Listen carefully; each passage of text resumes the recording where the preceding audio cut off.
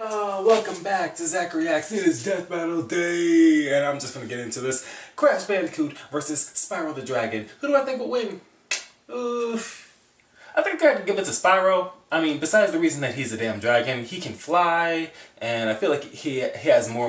He could have better control of the battlefield because of that. So yeah, I'm going with Spyro. Maybe I'm wrong, maybe I'm right. Let's see.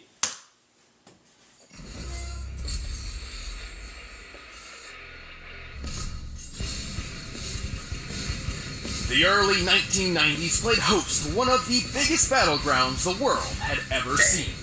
The Console Wars. Nintendo and Biggest Mascots were locked in a merciless duel over the gaming throne. But when the smoke cleared, a surprise third challenger was rising to the top. The Sony PlayStation. And it didn't have just one mascot. It had two. Crash Bandicoot, the mutated marsupial from Down Under. And Spyro the Dragon, the powerful purple hero of the Dragon Realm. He's Wiz and I'm Boomstick. And it's our job to analyze their weapons, armor, and skills to find out who would win a death battle. Jeez. I love that it's in 3D. I wonder admire another brilliant doctor of science as much as the next guy, especially those with grand plans to take over the world. But I'm not sure Dr. Neo Cortex makes the cut. Why not? He's an evil genius who made a mutant Aussie army of animals to take over the world. Sure, but when it came time to assign a general for this army, Cortex chose, of all things, a bandicoot. A bando what? You're making that up. It's a real animal. Look. Oh, hey, it's kinda cute. How's that little thing gonna take over the world? With the Evolvo Ray, Cortex did successfully mutate it into a powerful beast. However, when he tried to brainwash the creature, he utterly failed to create his fearsome general. Instead, he got Crash Bandicoot. So Cortex threw him out like trash, and Crash became his worst nemesis ever. Which is super embarrassing, because this man Crash is a few snags short of a Barbie. But his physical abilities make up for it. He's got parkour skills like nobody's business. Which is appropriate, as bandicoots are excellent jumpers, similar to their marsupial cousin, the kangaroo. He's got superhuman strength, and can take a big hit and just keep on going, like an Energizer Bunny of pain. Crash can double jump in midair, slide incredible distances, and use Crash Dash to boost his speed. He's also tapped into Mojo, a magic substance that's basically life energy, to enhance his battle technique. He's got his Norris Roundhouse and Triple Dragon, but his favorite move is the Cyclone Spin. He can even give this move a boost for the Death Tornado technique, though this can leave him dizzy and prone to counterattacks. Still, these brutal moves proved incredibly useful for rescuing his fellow mutant bandicoot girlfriend, Tana. Oh, why does she look like that? She's like pretty hot, but also not at the same time? I'm really confused. While Crash's natural abilities were enough to save her, his future battles with Cortex would require more sophisticated tools. Yeah, like the Rad Copter Pack. He's even got himself the unicorn of motorsports, the Space Motorcycle. What I wouldn't give for one of those. To increase his firepower, he carries a special bazooka that uses a naturally occurring and easily attainable form of ammunition, Wumpa fruits. The same kind of fruit shooter that's on his power loader suit from Alien. This completely generic-looking man. But why fruit? I can't imagine it's a particularly effective projectile. I don't know, Wiz. I mean, you ever been hit with an apple? Time I shot you with my potato gun? You were stuck in a coma for like a month. Wait, what? You told me I lost that month because my time travel wristwatch finally worked. Well, where's Crash getting all this cool tech? He can't be building it all himself. He's pretty dumb. They're all thanks to his kid sister, Coco, who's 10 times the inventor Cortex is. But Crash isn't really dumb, he just lacks communication skills. He actually shows many symptoms of autism.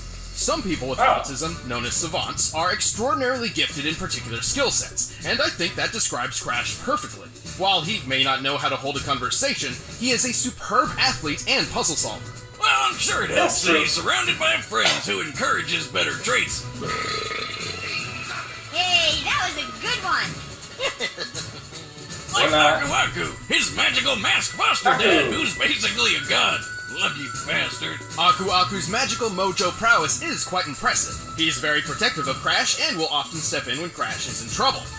But not always. Wiz, why can he teleport across dimensions on his own, but can't teleport Crash very far at all? This is as far as I can take us. We'll have to fight our way to the robot's interior and save your sister. Well, perhaps his fatherly intuition is kicking in, encouraging Crash to learn from his own mistakes and become his own man, or bandicoot. Yeah, maybe he's just being a dick. Well, thanks to Aku Aku and his own amazing abilities, Crash has performed some incredible feats while stopping Cortex's plans time and time again. He's strong enough to lift his adopted brother Crunch over his head. Since Crunch is at least twice as big as Crash, that would mean Crash's strength is similar to the world's best powerlifters. His cyclone attack can generate enough force to lift this large boulder and throw it so hard it shatters on impact. Comparing its size to Crash, that boulder must weigh nearly 8 tons. He's also fast enough to outrun polar bears, which can move up to 25 miles per hour. But Crash really shines when it comes to durability. Just look at how well he holds up after taking 112 falling wooden crates to the face. Jesus! Huh. Where did they all come from? I bet it's Aku Aku's fault. And he's right back up like it didn't even happen. What a champ. Crash has endured an explosion of 23 crates of TNT all at once, which, given their size, could potentially level a city block. Whoa! And with the help of Aku Aku, he even survived a crash landing from outer space. What the heck is up with his hair? This vessel was likely falling at 17,500 miles per hour, similar to the space shuttle's typical re-entry, which means the force of its collision would be equivalent to more than 2 million tons of TNT. Damn! Wait, but why didn't Aku Aku just teleport them to safety? I can't believe we're okay. Oh, are you kidding me, Aku? You know what you did, or didn't do. But what's the saying? Any crash you can walk away from, right? Plus, given how easy it is for Crash's enemies to lure him into traps, his absurd durability is crucial. Well, Crash isn't perfect, but with his amazing abilities and a little bit of mojo, he's saved the whole world many times over. And after years of this, he even finally learned how to speak. Let's go home and eat pancakes! Pancakes! Okay.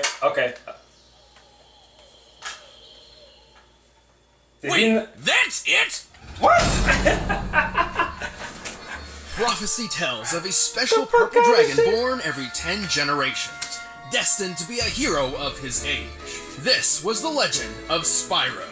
But when the ancient Dark Master Malefor learned of this, he swore to destroy Spyro before he even hatched. By the way, there are at least 3 different timelines for Spyro, but we're mainly sticking with the Legend of Spyro version, because he can do pretty much anything the other ones can, and more. Plus, I think they're all the same Spyro reincarnated anyway, since that's what the prophecy says, and look, that's totally Skylands being made at the end of Dawn of the Dragon. Ahem. Wild fan theories aside, Spyro was saved from Malefor's wrath by Ignitus, a guardian dragon. He decided to pull a Moses and send Spyro's egg floating down a river to who knows where. Okay, Moses. Why do so many stories start with people just throwing babies into rivers? That's never a good idea. Wrong, Wiz. It worked out fine for Spyro. He was found and adopted by a family of dragonflies. And even without fellow dragons around, Spyro grew up to be a pretty good fighter. He's strong, tough, and makes good use of his horns, tail, and claws. But not his wings. Not yet. Without a dragon's parentage, Spyro remained mostly grounded during his childhood. But he got pretty good at using his head. Like the fun way, not the brainy stuff. You do not want to be on the other end of his charge attack. But one fateful day, everything changed. During a game of hide-and-seek with his quote-unquote brother, Sparks, they got into a bit of monkey business and, in desperation, Spyro unexpectedly breathed fire. This was Spyro's first hint that he was adopted. Hold up, you mean he thought he was an actual dragonfly the whole time? I can think of a few other hints, like, I don't know, any time he saw his reflection. This revelation prompted Spyro to go on a journey in search of his true home among other dragons. Oh, and Sparks tagged along to help find treasure and protect his dragon brother from harm. Not like he needed it. He's the chosen one, bitch. He's got a bunch of awesome dragon powers. As a purple dragon, Spyro was not limited to just his fire breath. After finding and rescuing 4 great dragon guardians, they each became his teachers in the arts of elemental combat. Ignitus taught Spyro how to control fire and focus it into huge blasts. Voltaire showed him how to use electric breath to stun enemies and toss them through the air. Cyril taught him to freeze foes solid and fire ice shards. And Terrador showed him how to use earth breath to split rocks and roll up into a ball. Spyro also honed his physical and chi combat with the martial art of Dragon Kata. Oh, and he finally learned how to fly. Oh, sweet. Time. Speaking of which, Spyro learned how to briefly slow down time to improve his reactions. Oh, damn. But all of this led to Spyro learning the ultimate element. The convexity breath. Ether. Convexity. It's ether. No, stupid, everyone calls it convexity. Oh, okay. Purple Convexity dragons like is the Spyro name of can the use a machine mysterious for energy this that is essentially the spiritual life force of the universe. While it's never officially named in canon, lead concept artist Jared Polin has gone on record to clarify its name and properties, and he calls it Ether. Eat that, boomstick. Don't convex me, Wiz. True fans know I'm right. Ether is an extremely powerful element True which binds fans the fates of the versus living and facts. the dead. With Ether, Spyro pulls from the 4 elements to create energy which, according to Polin, has power comparable to that of an atom smasher. Isn't that the thing that shoots an atom around at light speed for all sorts of sciencey stuff? Yes, they're particle accelerators with a moving photon beam containing 362 megajoules of energy. That thing looks like a giant shotgun This with beam a can bunch slice of through a different human shell skull in a with nanosecond. a bunch of different Just like what happened to capsules. Russian scientist Anatoly Bugorsky when he stuck his head in one of them. Why the hell would he do that? God, being Russian must be hard. Bugorsky took a beam less than a molecule thick through the skull, which obliterated all matter in its path in an instant. While he survived, half of his face around the microscopic hole in his head swelled, peeled apart, and was permanently paralyzed, while he experienced the blinding light he described as brighter than 1,000 suns. Hey, Spyro, what was that about? I don't really know. I just felt like I had to hit it. Wow. And when I did, the power of 1,000 suns surged through my body. Just imagine if that beam was the size of Spyro's super breath. No, wait, you don't need to. We've seen what it's like when he killed the Ape King. Of course, Yes, Spyro's Spyro ether wins. powers have other uses as well, such as curing his fellow dragon Cinder of Malfor's corruption. Is he shooting ghosts at her? What kind of magic were they smoking when they came up with that? But ether is dependent on a balance Give me some. between light I'm getting. and dark. Should a purple dragon fall prey to their own anger and hatred, they risk being consumed by dark ether, or nether, transforming into a blackened, rage-filled form. Spyro's a really nice guy, but as Dark Spyro, he lets loose. He's stronger, faster, and way more violent. Unfortunately, when Spyro's consumed by dark ether, he cannot return to his old self on his own. But with friends like Sparks and Cinder at his side, he's always found his way back. The power of love. Power of Right, friendship. Spyro? You gotta As believe. much as people hate that trope, With all these powers at his claw tips, Spyro is a force to be reckoned with. He's pretty quick, outracing biplanes that can fly over 159 miles per hour. He's pushed a gold statue about twice his size, and he's pretty tough, claiming his scales are impenetrable. So I'm electricity proof too? I knew my scales were impenetrable, but now this? A bold claim, but let's look at the facts. Spyro once took a punch from this massive magma golem, Dang. which then lost its arm and replaced it with a cathedral tower. This cathedral is very similar in size to St. Stephen's Basilica, a Roman Catholic church in Budapest, Hungary. By taking the height, length, and depth of the basilica and adjusting for empty space, we can estimate the arm's mass to weigh over 400,000 tons. Assuming a low-end punching speed of 15 miles per hour, that of the average humans, the golem must have hit with at least 1.9 million tons of force. fuck. And after getting all these powers, saving the dragons, and defeating the Dark Master himself, Spyro tapped into ether one last time to literally pull the exploding planet back together. What? He's a reverse planet buster. I'd say a mix of the power of love, magic of friendship, and a smidgen of prophetic destiny. Wiz, I want a pet dragon more than anything. It's a sad sight, Sparks. Another noble warrior falls victim to the plague of love. Just look away. All right, the combatants are set. Let's end this debate once and for all. But first, let me tell you about the mascot of good food, Blue Apron. And they're back.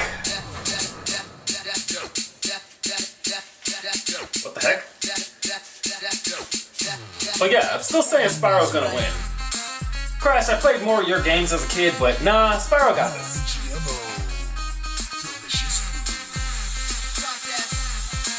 I mean, you flicked a boulder, but Crash moved a golden statue, and plus the multiple forms thing, and the mastery of all the elements. Okay, this is making me hungry. Seriously, this is why I don't like the Blue Apron ads. They always make me hungry. By now, you're probably shouting at your screen, where do I sign up? Well, Blue Apron is treating Death Battle viewers to $30 off your first order if you visit blueapron.com/battle. So check out this week's menu and get your $30 off at blueapron.com/battle. But right now, it's time for a Death Battle! Just let the food do the talking, okay. Hey, 3D battle. Dang the explosions.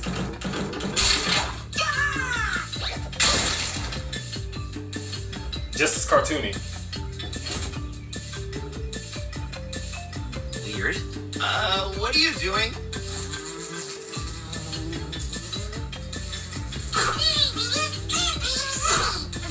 Hey, dude, just want to talk to you. Ah! Dude! Sparks! No!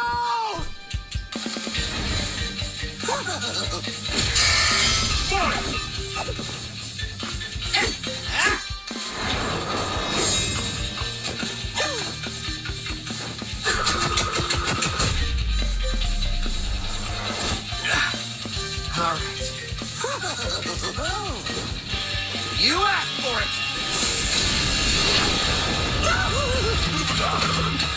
Oh, stupid! Ah, damn it! I forgot about shit.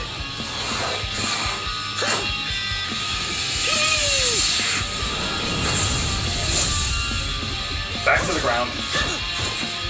Oh, Crash's crazy ass durability, but still.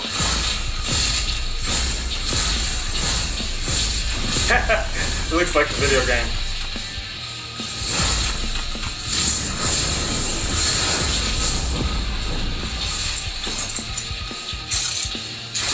I forgot about the dang night suit. Wampus! Wait a sec, was that a fruit? Nope. Ooh. Ooh. No.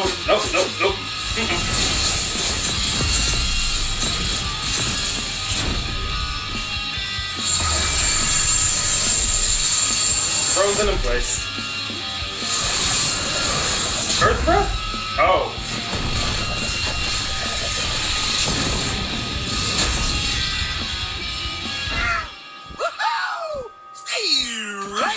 Space cycle, isn't it? Oh, stupid helicopter pack. Dang it. Where do you keep finding these things? Thank you.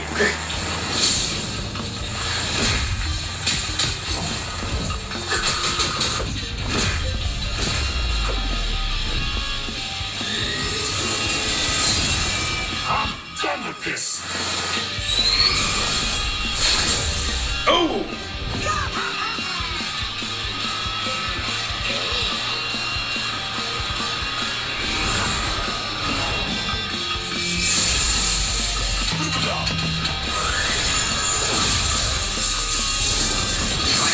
Oh!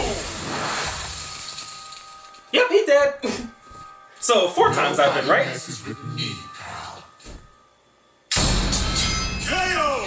I don't think Dr. Wacker's gonna pull Crash from the grave after that. Spyro had plenty of obvious advantages. His speedy flight let him control the pace of the battle, and his elemental arsenal gave him a much wider variety of attacks than Crash had ever seen in a one-on-one fight. Even with his extraordinary puzzle-solving skills, Crash was simply overwhelmed. But surprisingly, this wasn't nearly as one-sided as it looked on paper. With the strength to throw an 8-ton boulder, Crash was actually stronger than Spyro. Really? And both of them had survived impacts worth around 2 million tons of force. True. How convenient. It's almost like they planned this all along. To be fair, we did have to lowball Spyro's durability against the Golem's punch. However, both of them had shown durability, which far exceeded much of their attack capability. So even with his gadgets, Crash really didn't have a good way to hurt Spyro very much. But the funny thing is, Spyro didn't have many attacks that could firmly hurt Crash either. They were both just too tough. Well, until Spyro used the ether breath, which could literally break matter apart at an atomic level. Not even Aqua could stay trapped from a beam that intense. Yeah. I guess Crash just couldn't spin this one. The winner is Spyro the Dragon. Nope. Alright, who's next? Hey guys, thanks for watching First Player Death Battle. If you want to get the battle music for yourself, you can get it by clicking the link below. And if you guys want to see exclusive commentary on this episode, click that little box over there, first membership trial.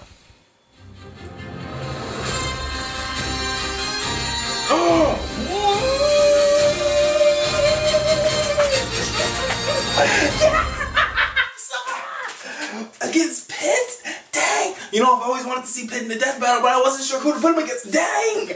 Oh, shit!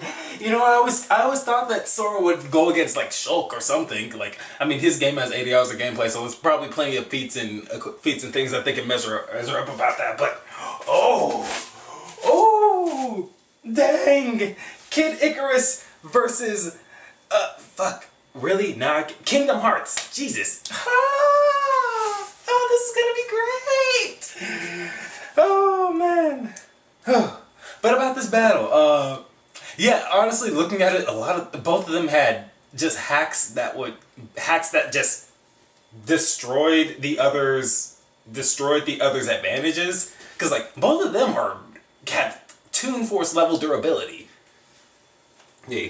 But still, you know, the ether breath destroys shit on an atomic level, like they said. So, Spyro just had one good hacks that would definitely help him out. And in the end, once again, I was right. So, yeah. Though Sora versus Pit, I don't know that much about either one of them. Like, I played Kingdom Hearts a little bit. I've never played Kid Icarus. Like, the most I know about Pit is from Smash Bros, and that's about it. I'd probably look some stuff up. Not sure how this one could go. Either way, it's gonna be dope. See you later. Got some good matchups this year. I really love it.